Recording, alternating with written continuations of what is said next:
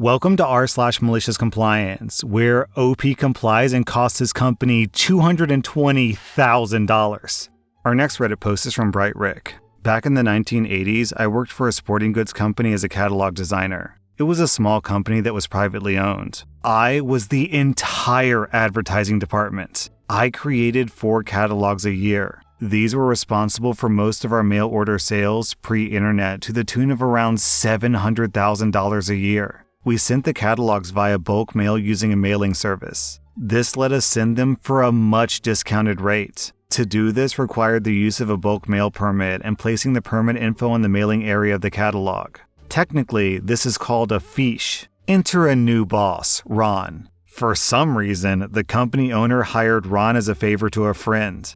From day one, Ron was micromanaging, questioning everything, and screwing up my very tight schedule. This was before computers were common, so everything was done by hand. As in, literally typing out copy and reducing it on a photocopier to fit. I would develop the photo film myself, make prints, etc. The actual printer had to add screens to the photos so they would print, burn metal plates, and so on. This was all time-consuming and expensive. Deadlines could not be missed. So when crunch time came around, I was stuck with several 16-hour days. I was complaining to the owner, but he really couldn't care less. I really wanted to stick it to Ron, and the opportunity presented itself. Ron's constant threats of, "It's my way or you're fired," were getting to me. Our latest pre-summer catalog was done, and summer was our big season. I had to give him my mock-up, which was photocopied sheets stapled together of the final catalog for his approval. This was a new step that I had to add after he demanded it. He looked at it and sent it back with several pointless revisions.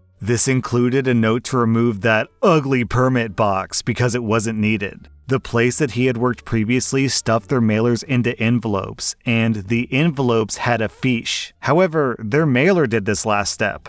I simply asked him to initial the changes because this was the final approved version and it was going to the printer the next day. There was no time to check it again, so he did. I knew this was going to be a total mess, and it's something I would have never done in the past. 50,000 catalogs were printed and shipped directly to the mailer. The day they arrive at the mailer, the boss gets a call from the sales rep. He says, "We can't mail your catalogs." The boss storms into my area of the building and is literally screaming. Ron is now pissed and yelling at me, and he's joined by the owner of the company. I swear, we're talking spittle and froth, vein-bulging screaming. This is a minimum 2-week delay, wasted money, lost sales, etc. I explained what happened to the owner, Ron's threat to fire me, and showed the owner the changes to the final copy, initialed by Ron. The owner was going to give Ron a second chance until the bill came in from the printer.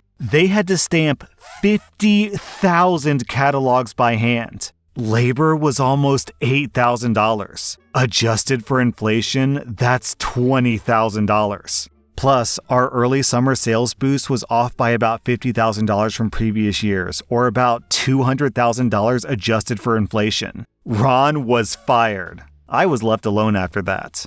Oh my god, you'd think people would know. Can I get you to sign this? Can I get it in writing? That should be a red flag that says, wait, hold on, am I doing something stupid? This person wants me to write it down. They say they want it in writing. They say they want my signature right here. Am I doing something stupid? Because maybe I'm doing something stupid here. Ron apparently doesn't have that good sense. Our next Reddit post is from Finney MC.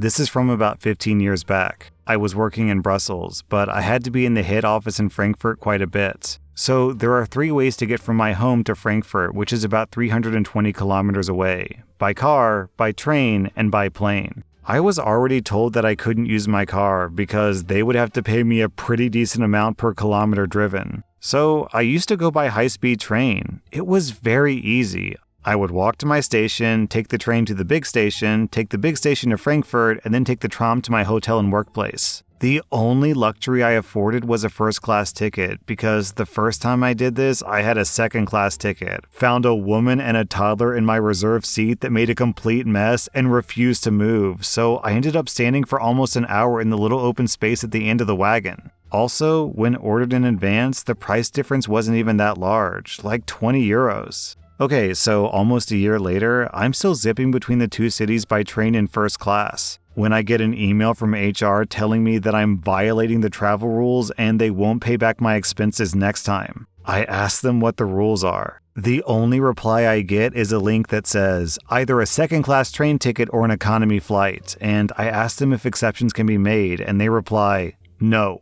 So the next time they expect me in Frankfurt, I book a plane ticket, which is hilariously expensive. On top of that, as per the travel rules, I add a cost per kilometer for driving my own car to the airport and back, the parking fee for 5 days, and an S-Bahn ticket. So, all in all, I had to spend about 5 times more than the most expensive train tickets. I received my exception to travel in first class about a week later. Our next Reddit post is from Mother P. Back in the days before unlimited mobile phone calling plans and long distance, I had a company-paid flip phone. There were all kinds of fussy rules attached to using it. No texting, no long-distance calls, no special ringtones, and no using the camera. Like I said, fussy rules. The one exception to the no long-distance calls rule was for travel. In my job, I rarely would have to travel to a different calling area, i.e. roaming, but if I did, I was permitted one long-distance call per day to call home. That's it. So the day came when I had to travel and stay overnight in a hotel for work. When I arrived at the hotel, I called my wife to let her know that I arrived and spent a couple of minutes talking to my kids. I got some supper, did some work in front of the TV in the hotel room, and went to bed. The next day, while I was at the conference I was attending, I got a call from my home office. Since I was in a large hotel, the call dropped, so I had to call back later. I didn't think anything of it. I went back to my session and enjoyed the speaker. Later, after I got back to the hotel, I called home to say goodbye to the kids. I got the answering machine and left a message.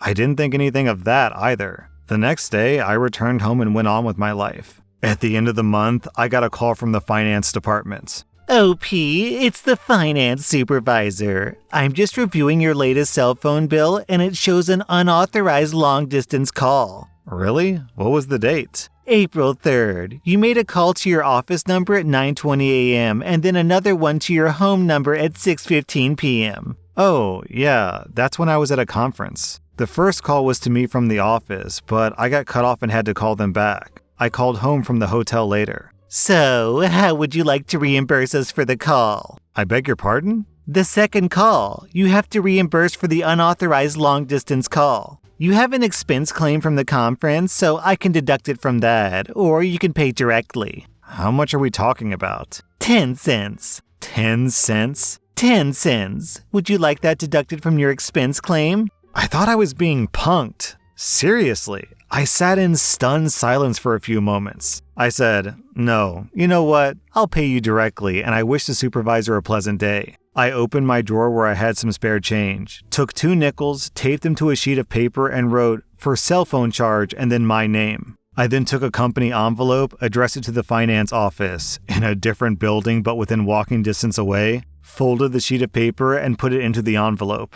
I put the envelope in the outgoing mail tray, the postage for which would be paid for by my company. A few days later, I got a call from the company's comptroller herself. This lady was 3 pay grades above me and usually wouldn't interact with someone on my level. Apparently, the supervisor complained about me. "What's with the nickels?" she asked. I explained the situation, told her the supervisor had insisted that I pay the 10-cent charge, and I complied. She laughed out loud. The paper, envelope, and postage had cost the company more than what they recovered. The following month, the finance department updated the cell phone policy. From then on, only long-distance charges in excess of $10 had to be reimbursed. Our next Reddit post is from Brother P. As a school principal, one of my responsibilities is to solicit parents to join the Parent Advisory Council. In fact, it's written into law with specific regulations as to the composition, frequency of meetings, etc. One of the requirements is that the meetings have to be held at a time that's convenient to parents. A decade or so ago, I was the principal of a small rural high school that was in a town that served as the hub for a larger area. Most parents of the school worked in town but lived out in the countryside, some as much as an hour away. Because of this, the only way to get parents to attend meetings was to hold them right after school at 4 p.m. Parents were either done with work themselves or could make arrangements to dip out a little early, attend the meeting, and get home at a decent time. This was particularly important during winter because it was pretty dark and snowy on the rural roads. Partway through the school year, the district hired a new superintendent who had oversight of the high schools. She had come from a large urban school district, so she didn't fully understand or appreciate how a rural school district worked. At our first meeting with all the principals, she asked each of us for a summary report of school operations, including parent meetings. I dutifully submitted mine as requested and forgot about it. A few weeks later, I got a call from the superintendent. We chatted, got to know each other a little bit, and then got down to the real reason for her call. "I see from your report that you hold parent meetings at 4 p.m., she said. "Yeah, that's the best time because everyone gets home at a decent hour," I said. "A lot of people here have long drives home, myself included." She took this to mean that I had scheduled the meetings around my personal convenience. "Well, when I was principal, I always held them at night so that more parents could attend. I think you need to start holding your meetings later."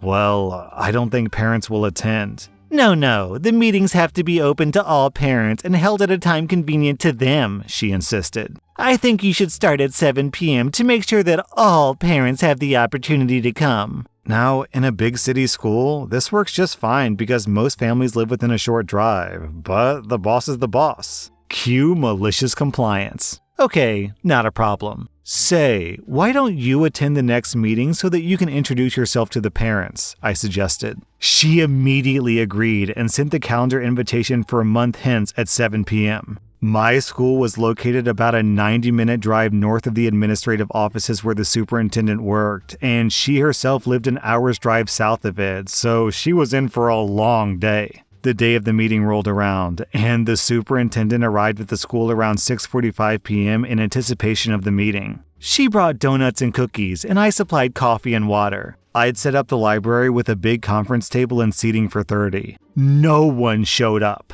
I suppressed the urge to say, "I told you so."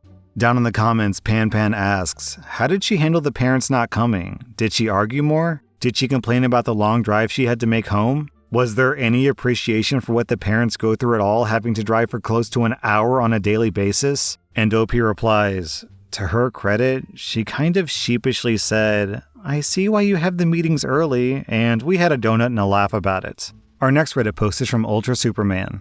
I'm in a senior position at a service desk, and like everywhere else, if we see a ticket come in that's already been resolved or it's a duplicate request, we just cancel the tickets and move on with our day. Well, we have this one user who's a vice president, and they're the type of person who thinks the world revolves around them. So they'll send in a ticket, then 5 minutes later send in another ticket, and so on until there's like a dozen tickets in the system. Well, a few weeks ago we introduced a new password policy with an additional policy that makes you change your password after a reset, and you can't use a password that you used before. This was a big change considering our previous policy had no requirements. Most users figured everything out pretty good, even the VP. Now, this is where the malicious compliance comes in. With this new password policy, we also included a policy that all tickets must be completed before resolving them, and you can guess who brought about this change. So the VP went on vacation for a bit. Then they came back and forgot their password, and like normal, they would send in a dozen or more ticket requests. Now, in the 5 minutes or so between their tickets, we would get 1 to 5 other tickets come in, and it takes like 10 minutes to go through a single ticket.